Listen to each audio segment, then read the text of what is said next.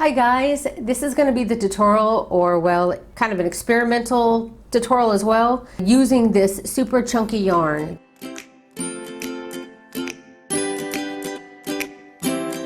I made a afghan with similar yarn as well a long time ago called the Glover Stitch baby afghan, and I didn't do a lot of cutting. So I had a lady on Facebook ask me if this stuff fuzzes out a lot, and all I had made at that time was that Glover Stitch afghan, and I told her that it didn't, because she'd heard it was a big problem. But then I decided I would go ahead and cut it a lot to make these little flowers, because you make these individual flowers and then you cut the yarn. Cutting the yarn definitely made this a different experience this time using this kind of yarn. So I'm going to give you some tips on using this and what to look out for and everything. So I hope that you'll enjoy the tutorial. So for this project I used a 6mm hook, or a size J hook for the US, and I used size 6 super bulky yarn. But all the fuzzy talk aside, the reason why I made this is because the puff flower, it really comes out beautiful. And this particular yarn also has this reflective kind of look to it, where if you catch it in the right light, it's just has this amazing texture to it. If you're going to do something like this, it needs to be something that's kind of small, something that you could use like a table runner. That's what I'm going to use mine for. I was thinking about using it for an afghan, but there's no way it can be used as an afghan if you cut this kind of chunky yarn, because it leaves all these little fuzz all over the place. So I had thought about just not, like I said, I thought about not even showing this tutorial at all, because there's no way that I can use it like that. But I thought, well, since I did learn from the experiment of it, and I did end up turning it into an experiment. Okay, sorry for the shaky camera if it shakes too much, but I wanted to show you, this is the test piece. And I started on the left side, that you can see is much wider, and it gets, you know, skinnier as it goes in, and that's because I was tightening it as I went. As you can see here, the ones in between are not as tight, but they get tighter and tighter and tighter as I go through, and it makes even more of a solid piece. And then at the end I tried to get a little tighter, just to test how tight you can get this before it warps. And on this side you can see this side is too tight, and I left this open because I want to show you how to tie these things together. But anyway, you can see that there is a limit. I would say not too loose and definitely not too tight, because it'll warp it on the end. You got to find that happy balance in between and try to be as consistent as you can. I want to point out the width of the flower is 8 centimeters or 3 inches wide. Okay, to begin, you want to chain 4, and you will slip stitch in that first chain that you did to form a ring. Now you want to chain 1, and using the center ring you want to put 12 single crochets into that center ring. Okay, once you've gotten your 12 single crochet, slip stitch in that beginning stitch to finish your, I guess that's row 1. So for row 2, you want to chain 3, and then you're going to yarn over and go into that very first stitch where you slip stitched, and you're going to pull up a loop. Then yarn over, go into that same stitch and pull up a loop. Then you're going to yarn over, go into the next stitch and pull up a loop. Then yarn over, go into that same stitch you just went into and pull up a loop. You should have 9 loops on your hook. So you want to yarn over, pull through all those 9 loops, chain 3, going in again to that same stitch, slip stitch in that stitch. And then you'll slip stitch in the next stitch. So you'll be slip stitching in the same stitch and then slip stitching in the very next stitch, which will bring us up to start our next petal, where we'll chain 3, and again in that same stitch that we chained 3 from, you'll yarn over, insert your hook, pull up a loop, and then you'll pull it up just a little bit. Yarn over, insert your hook, pull up a loop, and pull that up a little bit. You only do that twice in each stitch. So you did twice here, now you're going to go to the stitch to the side and pull up a loop. Pull it up a little bit, yarn over, go into that same stitch again one more time, pull it up, 9 loops on your hook, yarn over, pull through all 9 loops, chain 3. Again, you will slip stitch in that same stitch you were just using, and then slip stitch in that stitch beside it as well. And then again, you will chain 3.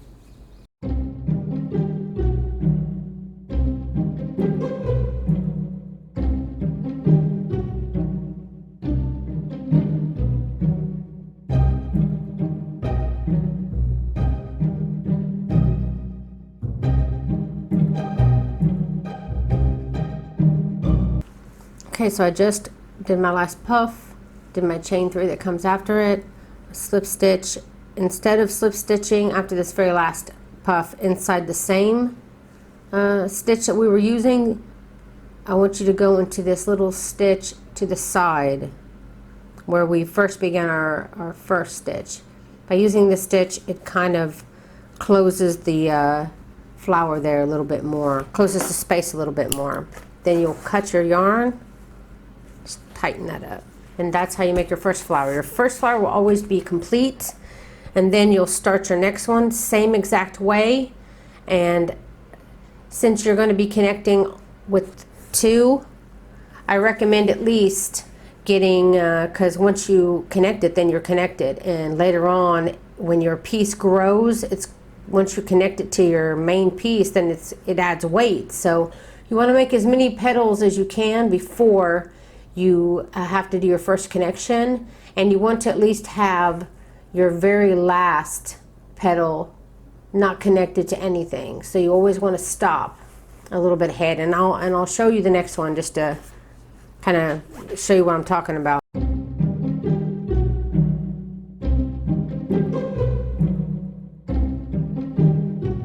Okay, so I got my 3 petals done, just like I did here. Now I'm ready to do my connections, and you're going to be connecting it from this side, which is the front side, and that's the one that has the chain showing. The actual puff stitch part of it shows up in the back. So this is what you see on that flower fabric that I showed you that I'm going to be using for a table runner.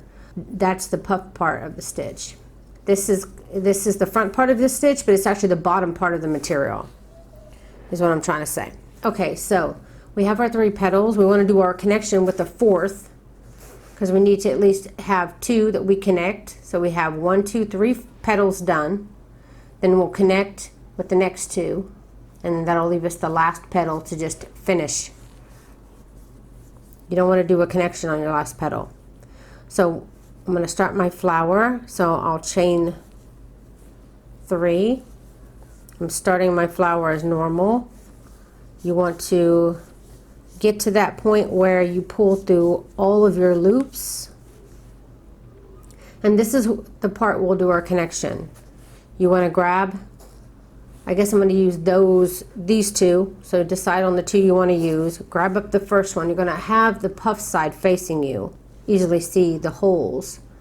There's a chain space on this side, and this is the hole that was created when you pulled all your stitches together. It's called the cluster hole here, and then this is the chain going down this side. I want you to go into that cluster hole, and puff side showing here, inside the cluster hole, and come out through the chain. And then grab your piece, right? Get your piece comfortable first. The yarn is behind my hook like this.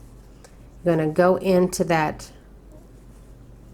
cluster hole and come out the chain 3, and then just grab up the yarn, and you'll slip stitch through that cluster hole first, and then through the chain on your loop. And then you will complete your heart as usual, your puff as usual, by chaining 3 and slip stitching.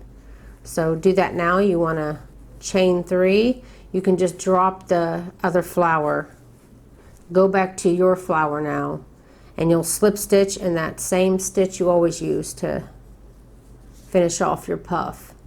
Then slip stitch in the next stitch to get ready to start your next petal. Chain 3, yarn over, you'll do your first stitch with the puff, and then your second one, just like we've been doing this whole time. Yarn through all 9 loops, and then you're going to find the puff side showing. Go to the next petal over, make sure that your yarn is behind your hook, insert your hook into that puff cluster stitch part, come out the chain 3 on the side here, and then yarn over and slip stitch. First do that puff and then do the chain on your hook. Then you'll chain 3, then drop that other flower, and now you're focusing on your main flower again. You'll slip stitch in that same place where you did your puff, and then again you'll go to the next stitch to start your next puff stitch, which is going to be not a connection one for me, because like I said, I like the last one to not be a connection. That way I can focus more on getting this last one, not in this one, remember, not in the first one, but this little stitch in between here kind of closes that area up. Then chain 1, cut your yarn, and then pull it tight. And that's how you have, and you will connect 10 flowers in a row, or however long you want to make your material. Okay, when you've done your row of flowers and you're ready to connect the next one, I go from, since you're only making one connection, which is the very next connection, just the bottom one here, you should have 2 on this side and 1 on the top. So you're only connecting to the bottom one here. And you want to at least make 5 out of the 6 petals. You want to connect it on the 5th, I should say. I have 4 complete petals. I'm going to connect it on the 5th, which leaves my 6th open so that I can close it the way I like. So I'm on my 5th petal, and I just chained 3. Now I'm doing the puff part of my flower petal. And again, you'll pull through all. This tutorial yarn is so old. So I'll pull through all, and then now I'm ready to do my connection. So I'm going to find that one up here, pick it up. You'll again be going in through the puff connection, and then out your chain 3 and slip stitch. Then you'll chain 3 and continue your petal, slip stitching in that very last stitch. Then you'll slip stitch in the next stitch, and then just finish your last petal.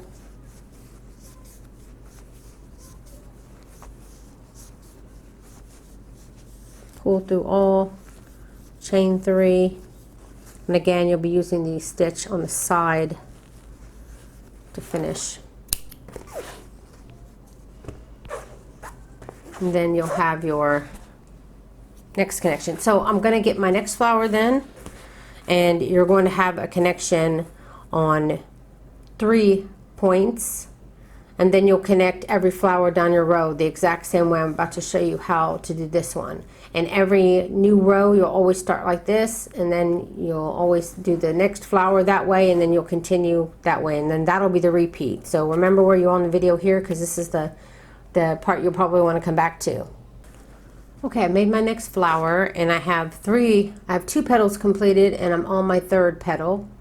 And this is when I want to connect it to here, to this petal. And then I will do my next petal, connect it to this petal. And then I will do my next petal and connect it to the single one down here. And then I will finish my last petal and leave it, not connected to anything like I usually do. So you want to stop after you have 2 complete petals and the 3rd one ready to be connected. And I'm going to turn my piece here.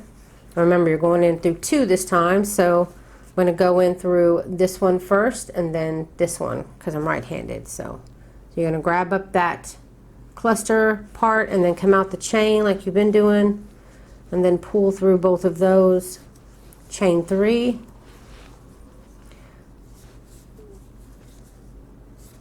then you'll slip stitch in the next stitch to start your next flower.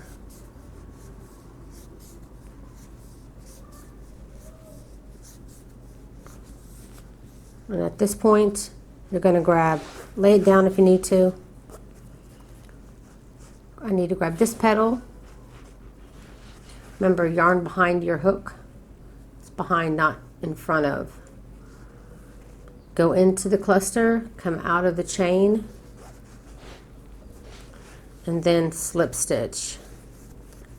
Chain 3, go back to your flower again, slip stitch in that same stitch you were doing your puff there, then slip stitch in the next stitch, chain 3, get your next petal started,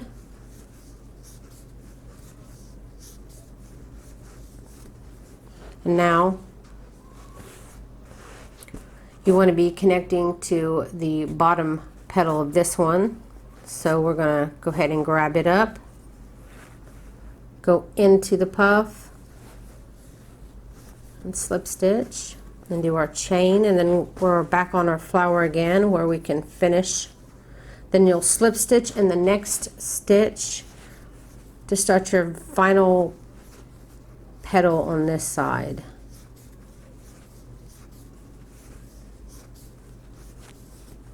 Then you'll chain 3 and finish this one by slip stitching in that center stitch in between.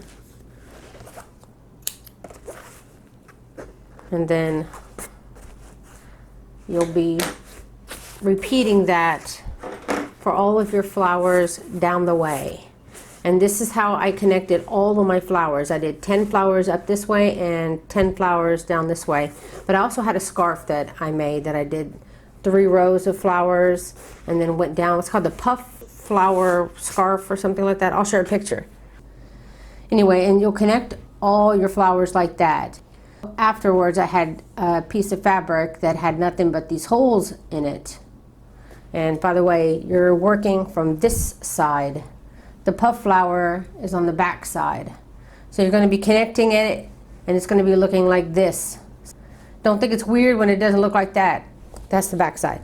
So anyway, I also did my connections on the back side. I just got a little bit of this string and I used a 6mm hook or size J hook for the US. So with your 6mm hook, we're still using that, though I did move to a 5mm hook when I was hiding my tails because it made it so much easier. So in each flower here, you can see from the back, the tops of the flowers have this like the chain part of it. So it's basically the chain 3s connected, there's the puff part of the stitch, and then you'll go down with the chain 3. So you chain 3, go up, do the puff stitch, and then chain 3, bring you back down. So you have this surrounding of chains going around each little area puff. And I was using just those chains and running a piece of string through them. So I would take a piece, cut it, sorry for the noise, and then I would just go in through those chain pieces on each of my flowers. I think I must have used a much bigger piece, but I don't remember. So I'll go through here, and then you can start from here. Go through that chain, go through this chain 3, this chain 3. And then pulling those through, because you just need something to be able to grab a hold of them. I'm going to go through these 2 chain 3s as well. Sorry for the honking outside. Okay, so now that I have, let me get a little closer for you here. Now that I have them through, you can better see all my chain 3s are gathered. I hope you can see. It's very difficult, I know. But once you have them all connected, all the chain 3s, you can kind of pull them tight like that. But I recommend, since you can pull it too tight, is that you pull it, you lay it flat, pound it a little bit, and then tie your knot. And I'm tying my knots, by the way, on the on the front side, because remember, you want your back side to be what shows. So you want that pretty side. So what I did is I just tied a few knots in it like that, and as you can see, it's already, pieces are coming off. And then you can hide your tails. And I used, like I said, a 5mm, and I would just go through the center of your flower. And I'll get my hook and show you real quick. Is that 5? Yeah, that's 5.5.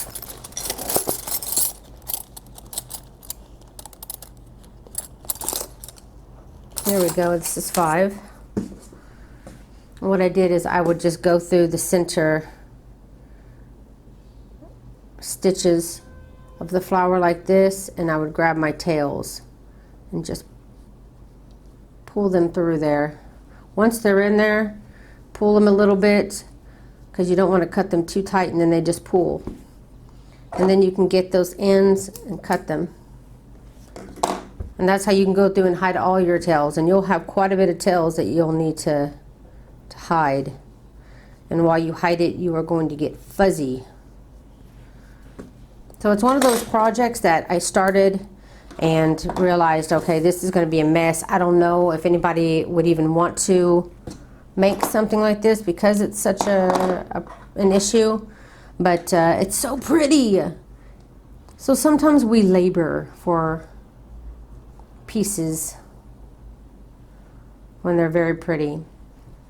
It's hard to show that on camera, but I'm doing my best, and I'm going to go in left-handed. Usually I just pick up the whole thing and just turn it, but since this is camera, and it doesn't matter, you can go through this way. If it's more comfortable, go this way, just however you can get it under that chain 3. You just need to pick up those chain 3s. And then I usually have a little loose here, a little bit of loose on either side of it, because it helps it when you pull it through.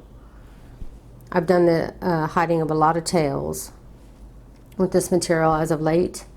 Okay, so now you got it on both sides again, and again you want to pull them, and then you can already see how it's coming up. Just pat it, pull a little bit, pat it, just find where it, as tight as you can get it, where it doesn't make it bulk, and then you'll again want to tie a couple of knots there, and then get your smaller 5mm hook, and then you can go into whatever flower you feel comfortable with going into. I'm just going to go down this one, and then also loosely pull that in there. Remember, this front side you're working with is actually going to be the bottom of the material at the end, because you're going to be showing the other side, this side. See how it reflects and everything? It's so pretty. I love this kind of yarn, but I don't like the fuzziness.